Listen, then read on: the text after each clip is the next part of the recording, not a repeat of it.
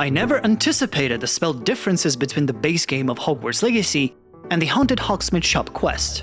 While they function the same way as in the base game, well, with the exception of Avada Kedavra actually, many of the visual effects look kinda better. Even the visuals of this cloak appear more vivid and defined than in the base game, as if the Haunted Hogsmeade Shop Quest brings out details and elements that are not seen elsewhere. So here I have for you a detailed comparison of both versions of the spells.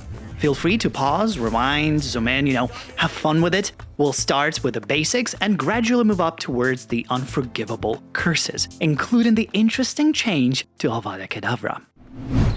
Alright, so on the left I have the regular Hogwarts Legacy game, and on the right is the Haunted Shop DLC. On both sides, the basic cast is this orange beam of light with some reddish outer glow. But on the right, the actual beam is a bit thicker, it is much more vivid, but also there's a lot more particles surrounding the beam.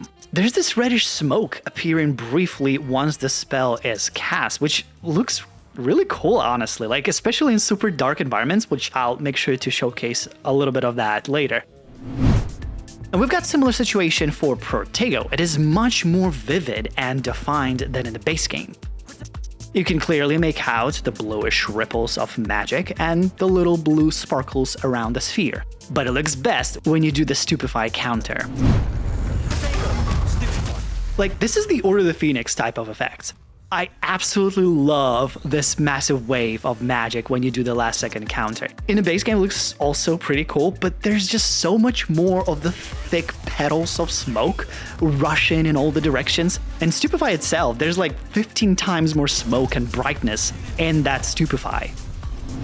Bombarda. So you can clearly get the trend here, right?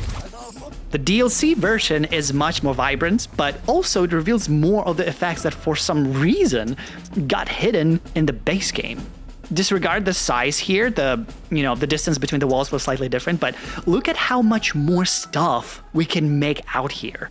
Even when he waves a wand, there's way more sparkles flying from the wand before the beam of light leaves it. Although, I'll be honest, I do like the base game's version of the actual explosion, mostly because you can clearly make out the shockwave and the Saturn rings. In the DLC, it kind of looks blown out. Pun intended. By the way, here I'm using all the maxed out versions of the spells because that way you also get additional effects like with Depulso, which is barely visible in the base game. Yes, they are there, but in the DLC they're much more defined. And also there are those smoke petals. I don't know why I'm calling them petals. They make me think of orchid petals. See, in the base game version, they're not even there. Also, there's a much bigger flash with rays of light filling the entire screen, and a lot more of that white magic smoke upon the hit of the actual spell.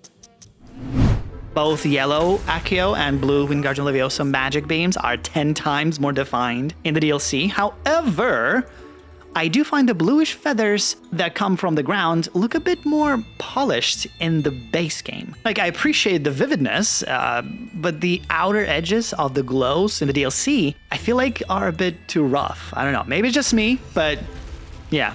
Also, that bucket literally just exploded for no reason at all.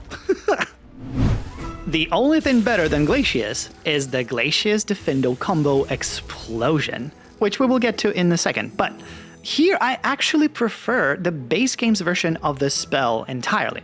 I do appreciate the ice explosion upon the head, which we don't see, kinda, in the base game, but I like how you can clearly see that it is an ice boulder flying through space and time. In the DLC, it just looks blown out. You don't see the details. But I guess you don't necessarily notice that when when in action. I don't know. You guys let me know which version you prefer here. Also, just randomly, look at how smart that mouse was. It was changing direction from every new spell hit. This is just so cool. But let's get back to it. So there's nothing much to say about Diffindo except the wide blue bubbles that follow the wand's swish and flick, well, and the little smoke particles. But where it really shines is in the Glacius explosion combo. And I'll be honest, both the base game and the DLC look freaking awesome, but look at how much more icicles defined in this split second. This is just so beautiful. I love this animation so much every time I do it. I do the Glacius, whatever combo, actually. It's not necessarily Diffindo, it can be Bombarda, whatever. It is so cool.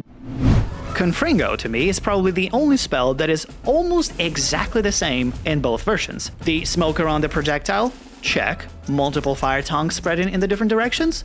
Check. Burnt fire particles falling on the ground and staying there for a little bit? Check. The only difference is, once again, the vividness and the brightness of the spell. But even with that, when playing, you feel like you're casting a different spell because of that saturation and that vibrance. And it keeps puzzling me, like, why all these spells are so different? Was it made by a different team? Or what's going on here? But that's not the topic of this video, let's move on. But Flipendo, for example, is not like Confringo. There's a bit more differences here. The initial wand swish is much more defined and detailed in the DLC.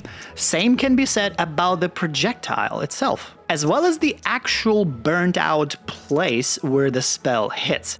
They're both spirals, but in the DLC it is way more crisp and defined. In the base game it looks just like a dot, for most part. Also the statues, like, what did I do? I won't hover on Incendio for long, because like Confringo, the differences here are more on the subtle side. The main takeaways are that the fire is a bit more fiery in the DLC. There's a bit more particles in the spreading ring of fire, and also that ring of fire burns a tad longer, and most notably leaves more distinct burn marks on the ground. Arresto Momentum happens so fast that you don't necessarily pay attention to the actual spell, but more on its effect on the enemies. But in the DLC, you can much more easily make out the bluish wand trace, as well as a more distinctive projectile and its tail. Same thing goes for Descendo. In fact, up until now, I never noticed that this spell was actually red. Like, it always happened so fast, I didn't pay attention to what color it was. I know, well, plus I'm colorblind, but that's not the thing. Like, I kind of assumed that it was invisible.